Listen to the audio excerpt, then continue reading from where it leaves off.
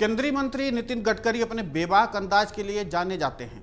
उनका जहां भी हो, जैसा भी हो, जो चीज़ सही नहीं लगती है उसको लेकर के अपनी राय साझा कर ही देते हैं, अपनी बात बोल ही देते हैं। फिर वो चाहे पार्टी लेवल की ही बात क्यों ना हो, वो बोलने में जरा भी गुरेज नहीं करते हैं। ऐसा ही एक बार फिर से उन्होंने कर दिया है और जिसके नाते से चर्चा का विषय भी अब वो बन गए हैं। उनका एक और बयान ने उनको एक बार फिर से चर्चा में ला दिया है और पार्टी को लेकर के उन्होंने बयान दिया। दरअसल केंद्रीय मंत्री नितिन गडकरी ने अपनी पार्टी को लेकर के एक बड़ा बयान दिया। उन्होंने कहा कि बीजेपी कांग्रेस की गलती को न दोहराए। गडकरी ने कहा कि बीजेपी अलग सोच वाली पार्टी है, इसलिए वो बार बार जनता का विश्वास जीत रही है। अगर हम वही करते रहेंगे जो कांग्रेस करती रहती थी तो उनके सत्ता से जाने और हमारे आने का कोई मतलब नहीं रह जाएगा। गडकरी ने आगे कहा कि बीजेपी को इसलिए वैसी गलती नहीं करनी चाहिए जो कांग्रेस करती थी, जिसके कारण उसे सत्ता से बाहर होना पड़ा था। नागपुर से लोकसभा सांसद गडकरी ने कहा कि कांग्रेस की गलतियों के कारण जनता ने बीजेपी को चुना। हमें भ्रष्टाचार मुक्त देश बनाना है और इसके लिए हमारे पास एक योजना होनी चाहिए।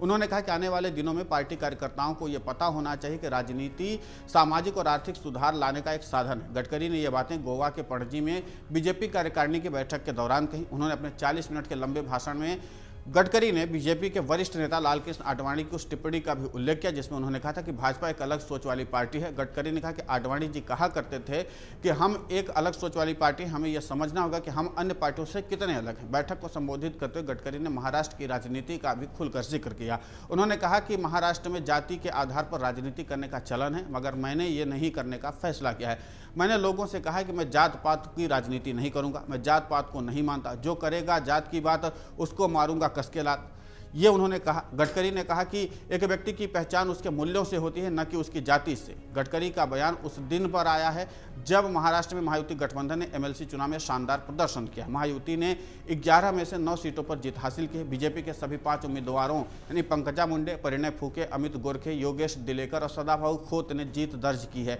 वहीं एकनाथ शिंदे की शिवसेना के 2 उम्मीदवार कृपाल तुमाने और भावना गवली ने भी जीत हासिल की।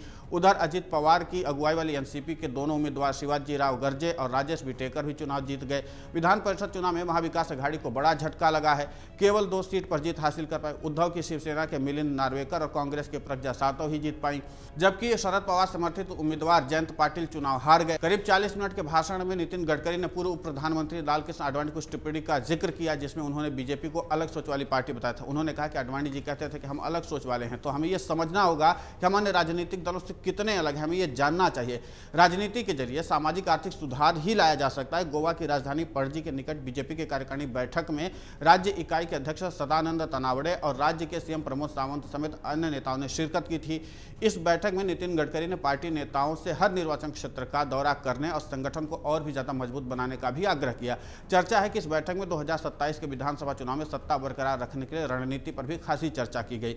हालांकि नितिन गडकरी ने इस बात को जिस अंदाज में कहा उसके कई मायने निकाले जा सकते हैं, लेकिन फिर भी उन्होंने एक बार फिर से अपनी बेबाकी का परिचय दे ही दिया कि क्या कुछ जरूरी सुधार करना अभी आवश्यक है। और इस तरीके से एक बार बात करके सियासी चर्चा का विषय भी उन्होंने बना दिया है। और आज जिस तरीके से चुनाव परिणाम आए हैं उपचुनाव के, उसके बाद एक बार फिर से इस मामले पर विचार करने की जरूरत क्या होती है आने वाले वक्त में पता चलेगा।